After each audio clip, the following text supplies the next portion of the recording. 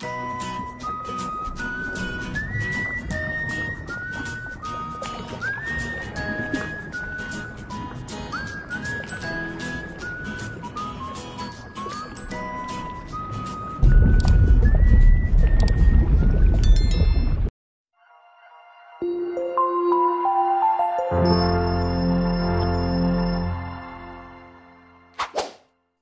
menonton dan jangan lupa di-subscribe ya. Assalamualaikum warahmatullahi wabarakatuh. Kawan-kawan sekalian, kita berjumpa lagi dalam video kali ini. Kita akan melanjutkan belajar kita mengenai kompetensi teknis perawat bagian kedua. Oke, marilah kita buka belajar kita dalam video kali ini dengan mengucapkan lafaz basmalah. Bismillahirrahmanirrahim. Kita masuk soal yang pertama. Dewan Pengawas BPJS terdiri atas 7 orang dari unsur-unsur sebagai berikut kecuali A. Pemerintah, B. Pekerja, C. Pemberi kerja, D. Tenaga medis, E. Tokoh masyarakat. Ya, unsur-unsur Dewan Pengawas BPJS kecuali berarti yang bukan. Di sini jawabnya yang tepat adalah D. Tenaga medis. Dewan Pengawas BPJS terdiri atas 2 orang unsur pemerintah, 2 orang unsur pekerja, 2 orang unsur pemberi kerja, dan 1 orang unsur tokoh masyarakat. Jadi yang bukan adalah tenaga medis. D. Soal berikutnya, narkotika yang dilarang digunakan untuk kepentingan pelayanan kesehatan adalah narkotika golongan A. golongan 1, B. golongan 2, C. golongan 3, D. golongan 4, E. golongan 5. Narkotika yang dilarang digunakan untuk kepentingan pelayanan kesehatan. Ya, jawaban yang tepat adalah A. Narkotika golongan 1. Hal ini berdasarkan Undang-Undang Republik Indonesia Nomor 35 Tahun 2009 tentang narkotika. Narkotika golongan 1 dilarang digunakan untuk kepentingan pelayanan kesehatan. Kita masuk soal berikutnya. Jaminan kecelakaan kerja diselenggarakan secara nasional berdasarkan dengan prinsip A. Asuransi berjangka, B. Iuran tahunan, C. Asuransi sosial, D. Ekuitas, E. Tabungan wajib. Jaminan kecelakaan kerja diselenggarakan secara nasional berdasarkan prinsip. Ya, jawaban yang tepat di sini adalah C. Jaminan kecelakaan kerja diselenggarakan secara nasional berdasarkan dengan prinsip asuransi sosial. Soal berikutnya,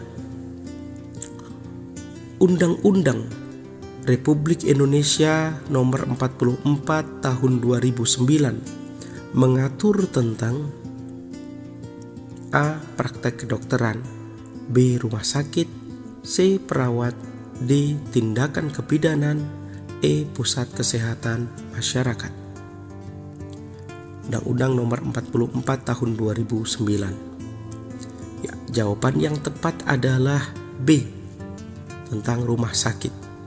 Berdasarkan Undang-Undang Republik Indonesia Nomor 44 Tahun 2009 mengatur tentang rumah sakit. Soal berikutnya, standar baku mutu air untuk keperluan higien dan sanitasi terdiri atas unsur-unsur sebagai berikut kecuali A. Fisik, B. Biologi, C. Kimia, D. Radioaktif, E. Pencemaran lingkungan. Berarti yang bukan, kawan-kawan. Jawaban yang tepat adalah E. Pencemaran lingkungan. Standar baku mutu air untuk keperluan higien dan sanitasi terdiri atas unsur A. Fisik, biologi, kimia, radioaktif. Jadi yang bukan adalah E. Pencemaran lingkungan. Soal berikutnya, sistem medis alternatif mulai tumbuh dan berkembang dengan alasan sebagai berikut kecuali: A. Biaya sistem medis alternatif lebih murah. B. Sistem medis konvensional biayanya lebih murah. C. Sistem medis konvensional memiliki keterbatasan. D. Sistem medis alternatif mencakup bidang mental dan pengalaman medis. E. Sistem medis konvensional biayanya lebih mahal. Ya, jawaban yang tepat di sini adalah B. Sistem medis konvensional biayanya lebih murah.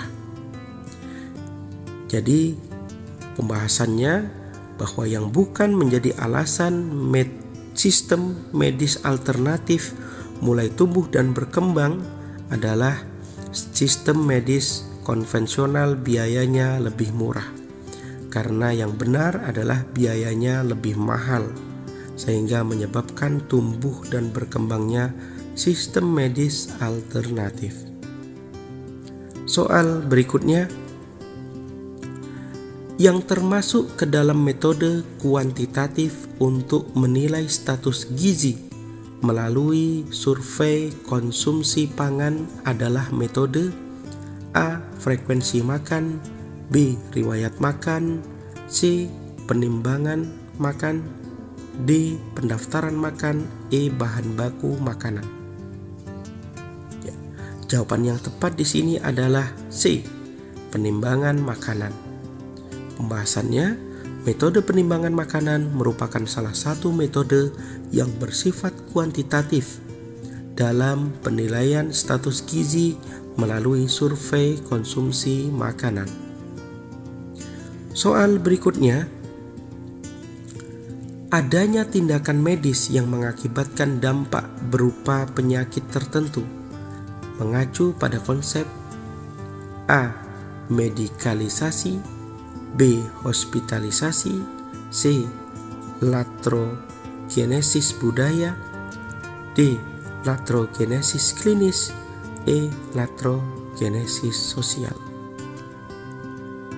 Ya, jawaban yang tepat di sini adalah latrogenesis klinis, yaitu mengacu pada penyakit yang timbul sebagai dampak yang tidak diinginkan dari suatu keinginan medis.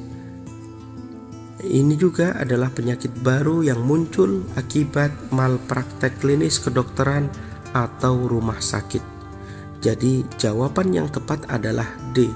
Latrogenesis klinis.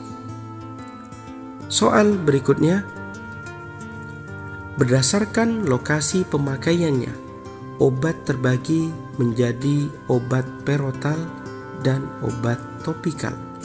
Maksud obat topikal adalah A. Ditelan, B. Dipakai pada kulit, C. Melalui anus, D. Aman bagi selaput, E. Melalui pembuluh darah vena. Ya, yang dimaksud dari obat topikal, jawaban yang tepat di sini adalah B. Dipakai pada kulit. Karena obat topikal adalah jenis obat yang cara pakainya dioleskan langsung pada permukaan kulit. Dan obat topikal ini sendiri terbagi menjadi beberapa jenis, yaitu krim, busa, gel, lotion, dan salep. Soal berikutnya, pencemaran udara menyebabkan penurunan daya kurang Pencemaran udara menyebabkan penurunan daya dukung terhadap kehidupan manusia. Zat poluton